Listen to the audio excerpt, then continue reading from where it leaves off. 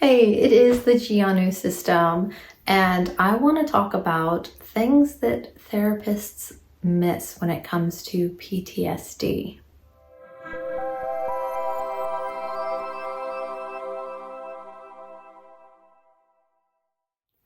So it is no surprise that someone with D.I.D also has PTSD and childhood trauma. When my mom was getting us out of the traumatic situation, she put me and my sister both into therapy. So we are in the therapist's office as early teens because she knew we had been through something traumatic and that she didn't know how to help us to cope with that. Kudos there to mom. So we're in the therapist's office and my sister is melting down. There is crying and yelling and screaming, and her and my mom are having back and forths. Chair, me right here. So this was before the days of phones, because I am that old. As a popular influencer says, it was the 90s. It was. And so I was in my chair and I had magnets that I would play with, as they are literally like yelling and screaming right here, right next to me. Just playing with my magnets. I'm counting the ceiling tiles, 39, and we'll count them back this way. Do halves count? Do you count them in thirds? And so my demeanor was very calm, and I could speak about my experiences in a very calm and level way. The therapist said, my sister definitely had PTSD. He was like, Jen is fine. I was not fine. And this is a thing that I think therapists are only now being trained to spot, or have even been given more information about in their course loads, because dissociation can take you away from your emotional affect. So it was very obvious by my sister's emotional affect that she was not fine. But what I was doing was disengaging completely.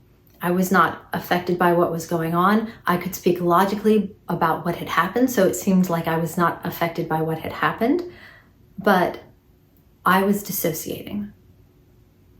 And I think a lot of therapists mistake this calm demeanor for it's okay, instead of, have you had emotions? Like, have you processed this at all? Can you encounter this subject and sit with it?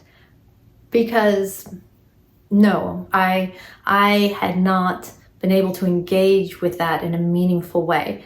The emotions I could engage with were contentment and happiness and sadness and depression, which I didn't even know that's what that was. I was just like, and everything else was not really there. It was a numb feeling. So that was my emotional range.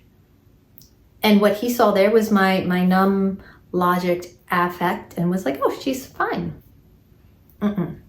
And this carried on through adulthood. It was the dissociation that when it finally got bad enough is what sent me to therapy. And what happened was I lost the rest of the emotional range, and all I had was that dissociated numb. I didn't feel happy. I didn't feel sad. I didn't feel anything anymore. And when the therapists were like, I went in for my first session, and what brings you here today? Well, I don't think I'm okay.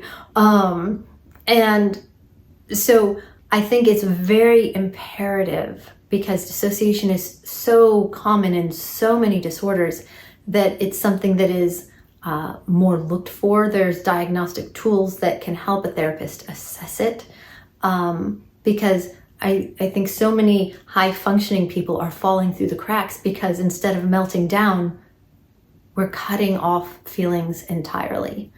And as this was part of how I fell through the cracks, I just wanted to make a video emphasizing the importance for therapists and clients to recognize that not being affected emotionally is a symptom. especially of dissociation.